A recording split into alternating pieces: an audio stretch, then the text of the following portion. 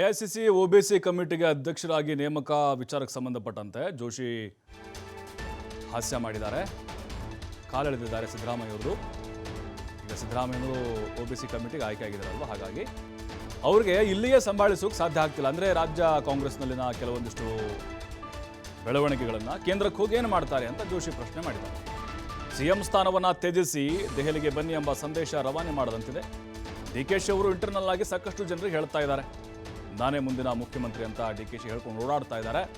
ಆದರೆ ಇತ್ತೀಚೆಗೆ ಡಿಕೆಶಿಗೆ ವೈರಾಗ್ಯ ಬಂದಂತೆ ಮಾತನಾಡ್ತಾ ಇದ್ದಾರೆ. ಹುಬ್ಬಳ್ಳಿಯಲ್ಲಿ ಕೇಂದ್ರ ಸಚಿವ ಪ್ರಹ್ಲಾದ್ ಜೋಶಿ ವ್ಯಂಗ್ಯ ಮಾಡಿದ್ದಾರೆ. ನೋಡ್ರಿ, ಸಿದ್ದರಾಮಯ್ಯನವರಿಗೆ ಇಲ್ಲೇ ಸಂಭಾಳಿಸ್ಲಿಕ್ಕೆ ಆಗ್ತಾ ಇಲ್ಲ. ಅವರು ದೇವ್ರು ಒಳ್ಳೇದು ಮಾಡಲಿ.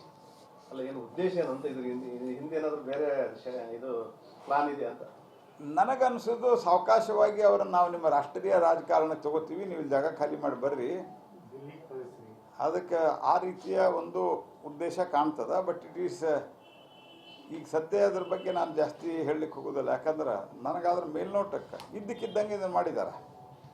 ಅವರು ರಾಷ್ಟ್ರೀಯ ಹಿಂದುಳಿದ ವರ್ಗದ ಸಲ್ಲಿನ ಅಧ್ಯಕ್ಷರು ಮಾಡಿ ಅನೇಕ ಮುಖ್ಯಮಂತ್ರಿಗಳು, ಮಾಜಿ ಮುಖ್ಯಮಂತ್ರಿಗಳು ಅವರು ಇವ್ರನ್ನೆಲ್ಲ ಹಾಕಿ ಇವರನ್ನು ಮಾಡ್ಯಾರ.